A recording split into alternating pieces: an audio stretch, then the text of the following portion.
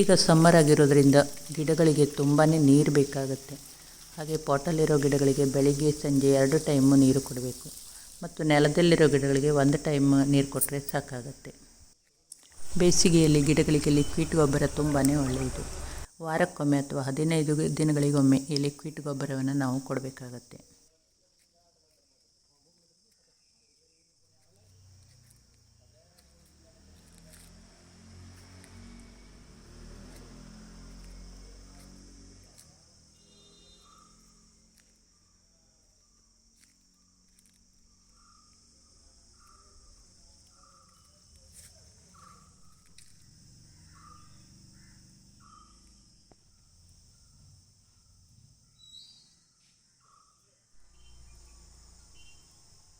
ಇದಕ್ಕೆ ನಾವು ಕಾಕಿ ಹಣ್ಣು ಅಂತ ಹೇಳ್ತೀವಿ. ಹುಳಿ ಸಿಹಿ ಮಿಶ್ರಿತವಾದ ಈ ಹಣ್ಣು ತಿನ್ನೋಕ್ಕೆ ತುಂಬ ರುಚಿಯಾಗಿರುತ್ತೆ.